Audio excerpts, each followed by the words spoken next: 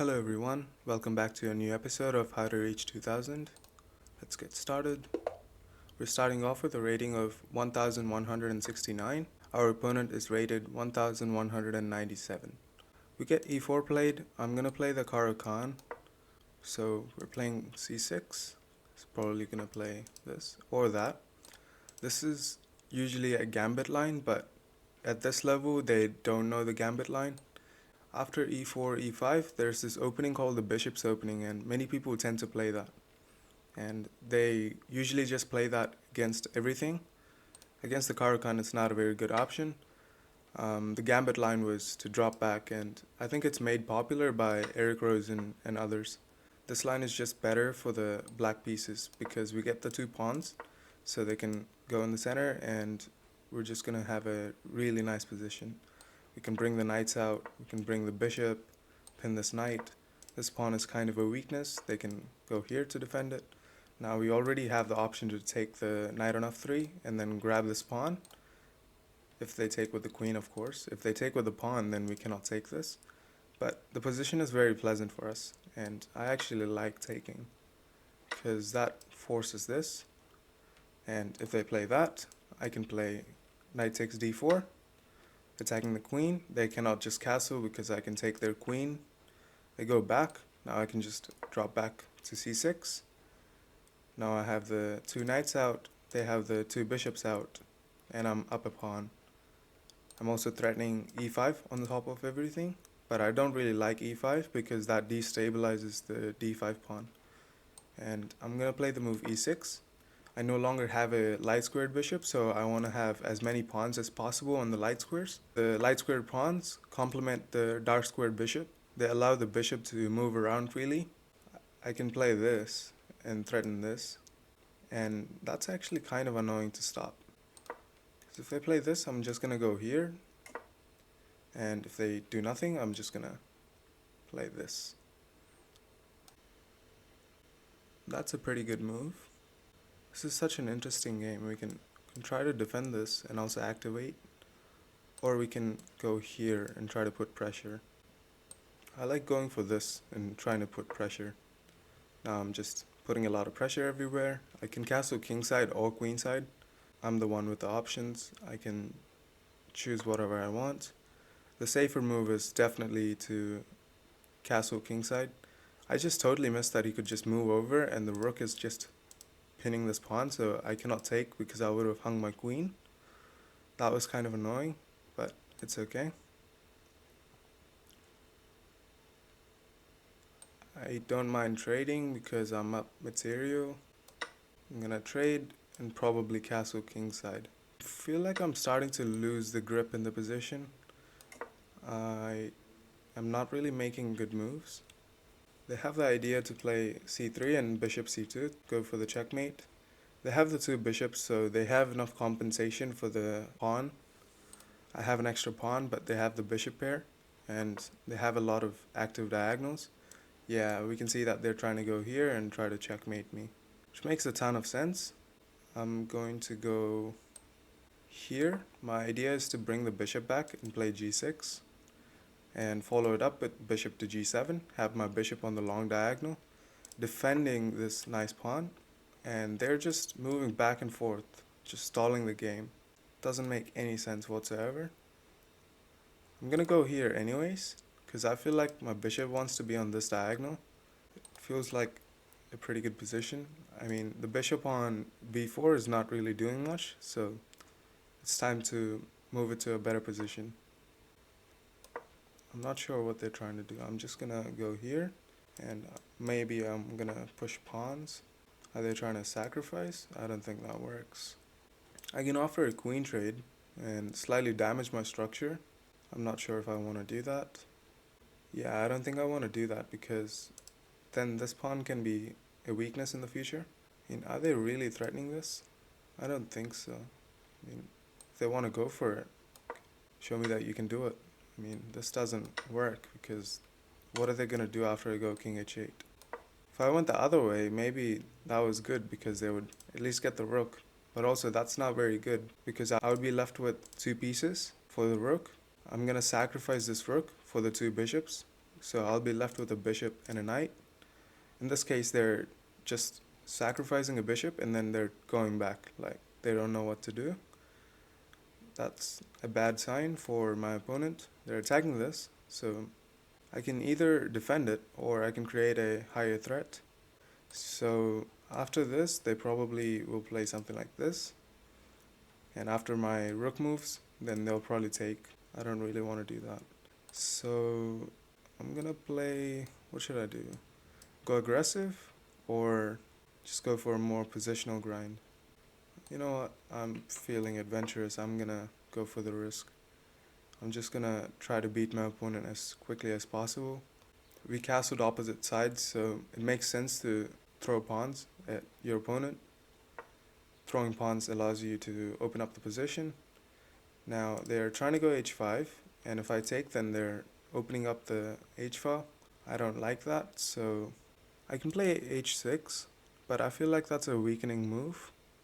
I can also try to trade queens because I'm not gonna get checkmated as easily if I trade queens, but it also will be kind of hard for me to checkmate them.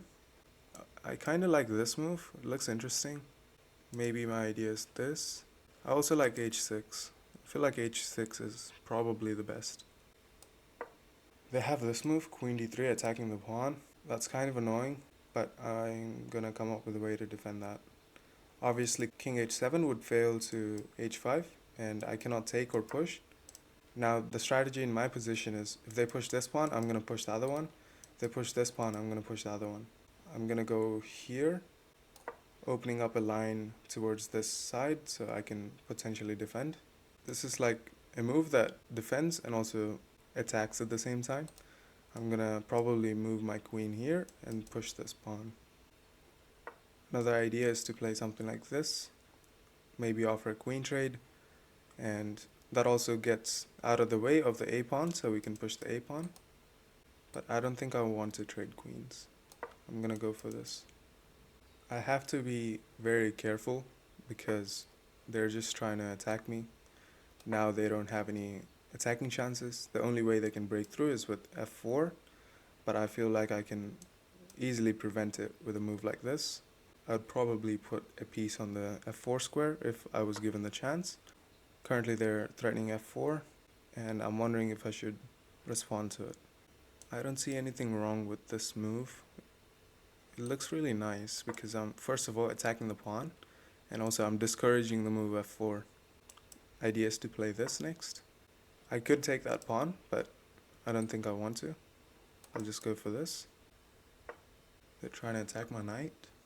Is that the idea? Now maybe I should take the pawn. Yeah, I should have maybe done that like the last move. Try to stack, but it's okay. The bishop is doing a nice job. You might say it's blocked in by my own pawn, but it's doing a really good job, trust me. Let's take. Is this their idea? I'm gonna go here. The king is kind of open, but they don't really have much to do. I'm gonna follow this up with rook a f8, and then I'm gonna try to checkmate. Currently I'm threatening back rank checkmate, so after I play this, they can take, and I take, and they have no moves. The king is stuck behind all of these pawns. An important thing to mention is if they just try to play something like this, I can play this, and then there, that's also a checkmate. I can offer a trade of rooks. The h7 pawn is called an umbrella pawn. It prevents my opponent from attacking me because they cannot take their own pawns. The only thing I have to be worried about is this diagonal, and my bishop does a really good job of defending the squares on this diagonal. Let's offer a rook trade. Again, if they take me, I'm gonna win. They'll probably play something like this. Okay, they're still holding on. I'm going to take, then go here maybe. I have to bring my knight and activate it. Okay, let's bring the knight. We have no time. We definitely need time in this position. This is a very tough position to play. It's very easy for me to miss a move and then get checkmated.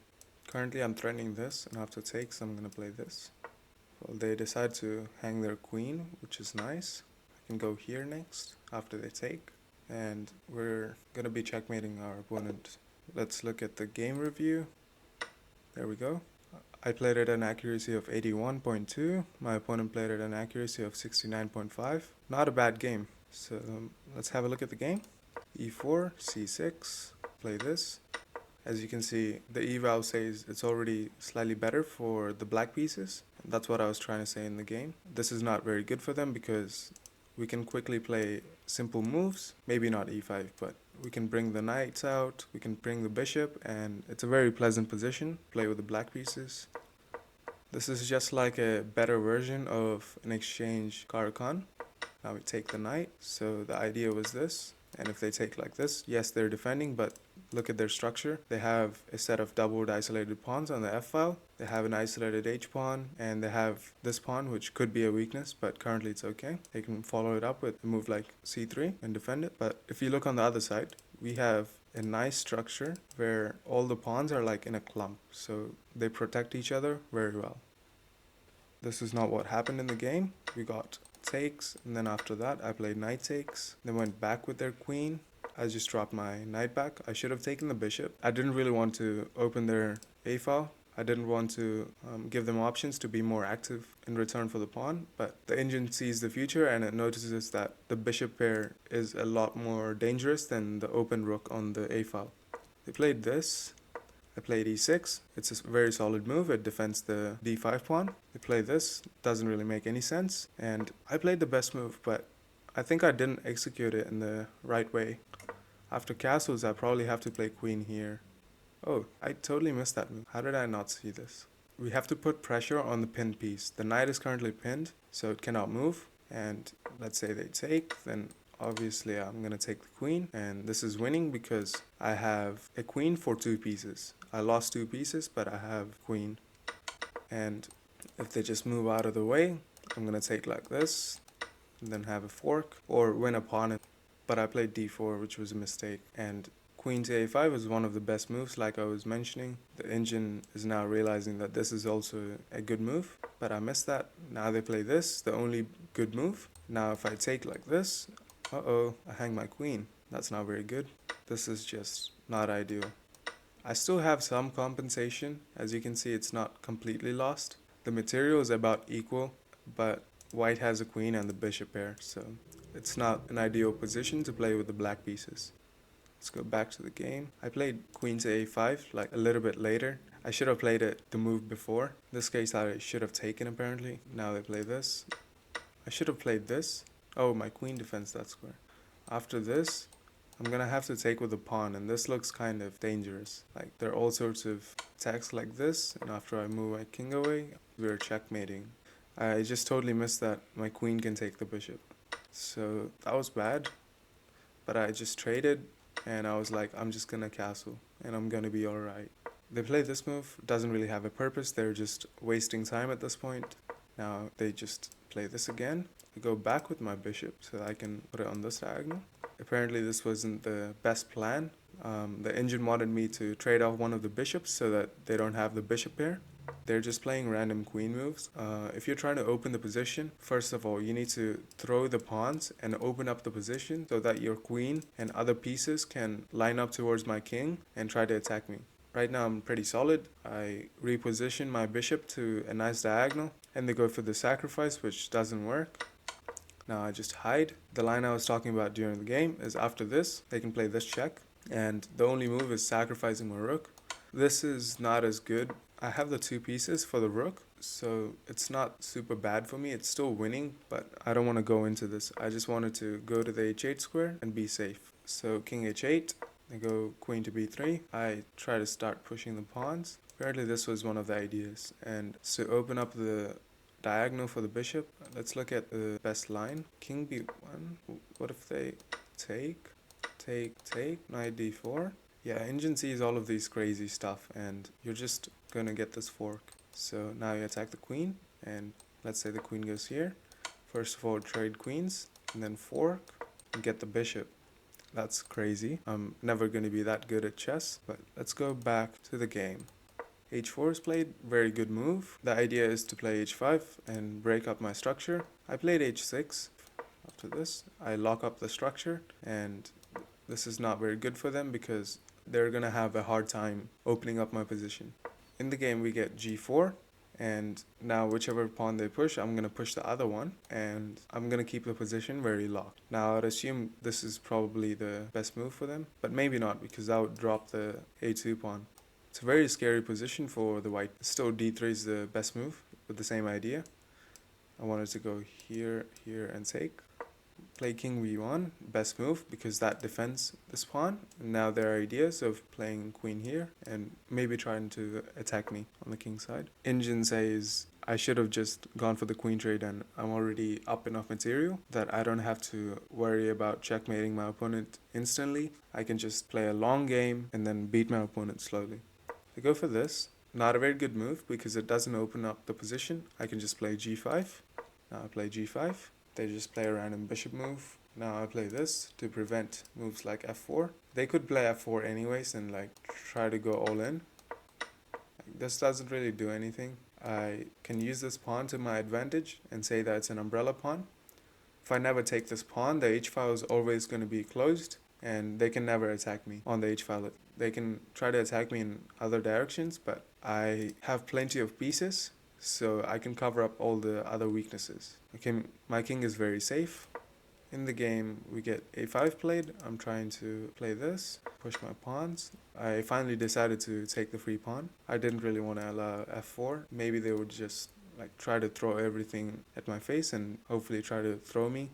Yeah, this is kind of what they're trying to go for. They're like, I'm already losing, so I might as well just try to do something. Because if I just do nothing, then I'm gonna lose anyways.